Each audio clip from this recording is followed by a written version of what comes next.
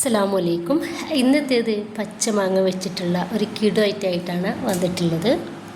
വെറും 2 ചേരുവയിലാണ് നമ്മളിത് ഉണ്ടാക്കിയെടുക്കുന്നത്. മാങ്ങയുടെ ഒരു സീസണിൽ മാങ്ങ വെച്ചിട്ട് ചെയ്തെടുക്കാൻ പറ്റിയ ഒരു കിടു ഐറ്റം തന്നെയാണിത്. ഒരുപാട് മാങ്ങ ഉള്ളവരൊക്കെ ഉണ്ടെന്നുണ്ടെങ്കിൽ ഇതുപോലെ കുറേ അധികം ഉണ്ടാക്കി വെക്കുകയാണെങ്കിൽ ഒരുപാട് ദിവസം നമുക്കിത് കേടുകൂടാതിരിക്കും.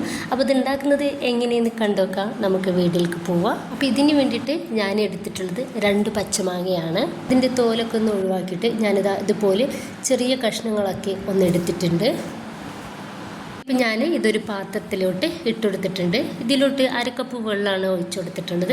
എന്നിട്ട് നമുക്കിത് അടുപ്പത്ത് വെച്ചിട്ട് നന്നായിട്ട് വേവിച്ചെടുക്കാം. ഇടയ്ക്കൊന്ന് എടുത്തിട്ട് നമുക്കിത് മിക്സാക്കി കൊടുക്കാൻ വേണ്ടിയിട്ട് മറക്കരുത്. തീരും വെള്ളം ഇല്ലെങ്കിൽ മാത്രം കുറച്ചുകൂടി വെള്ളം ഒഴിച്ചു കൊടുക്കാവുന്നതാണ്. ഒരു മാങ്ങ നമുക്ക് നന്നായിട്ട് വേവായിട്ട് കിട്ടണം. അപ്പോൾ നിങ്ങൾക്ക് ഇങ്ങനെ വേവിച്ചെടുക്കേണ്ട, കുക്കറിലിട്ടിട്ട് നന്നായിട്ട് വേവിച്ചെടുക്കുകയാണെങ്കിൽ അങ്ങനെയും ചെയ്തെടുക്കാവുന്നതാണ്. അപ്പോൾ ഈ ഒരു സമയത്ത് നമ്മുടെ മാങ്ങ നന്നായിട്ട് വേവായിട്ട് കിട്ടിയിട്ടുണ്ട്. അപ്പോൾ ചൂടോടെ തന്നെ ഞാനത് അരിപ്പയിലേക്ക് ഒഴിച്ചു കൊടുക്കുകയാണ്. എന്നിട്ട് അരിച്ചിട്ട് വേണം നമ്മളിത് എടുക്കാൻ വേണ്ടിയിട്ട്. അപ്പോൾ ഇതിൻ്റെ ഒരു ചണ്ടിയൊന്നും തീരെ ഇതിൽ പെടാത്ത രീതിയിൽ നമുക്കൊന്ന് അരിച്ചെടുക്കാം.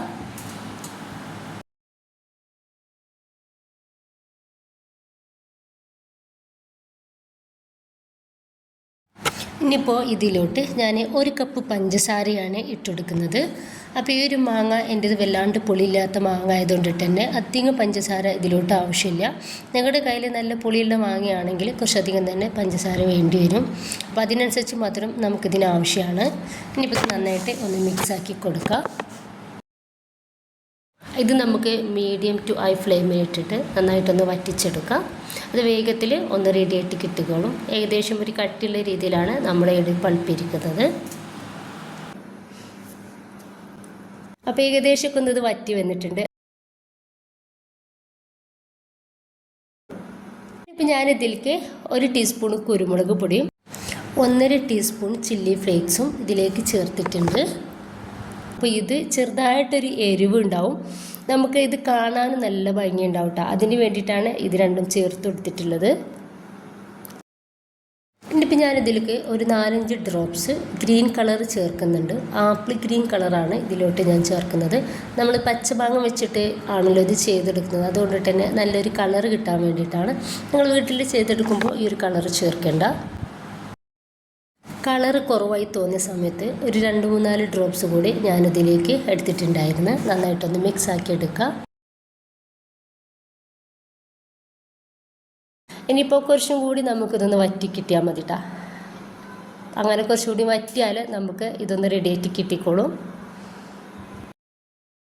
ഇപ്പോൾ ഏത് പാത്രത്തിലാണ് നമ്മളിത് സെറ്റ് ചെയ്യുന്നതെന്ന് വെച്ചാൽ ആ ഒരു പാത്രത്തിൽ നമ്മളിതുപോലെ കുറച്ച് ഓയിലോ വെളിച്ചെണ്ണ ബട്ടറോ എന്തെങ്കിലും ഒന്ന് തേച്ച് കൊടുത്തിട്ട് മാറ്റി വെക്കാം. അപ്പോൾ അതാ ഇത് കറക്റ്റ് പാകത്തിനായിട്ട് വറ്റിയിട്ട് കിട്ടിയിട്ടുണ്ട് കേട്ടോ. അപ്പോൾ അത് നല്ലൊരു ഗ്രീൻ കളറും കാണാൻ അടിപൊളി ഉണ്ട് കേട്ടോ. ആ ഒരു രീതിയിൽ ആയിട്ടുണ്ട്. ഇത്രയും മതി. നമുക്ക് ഗ്യാസ് ഒന്ന് ഓഫ് ചെയ്യാം.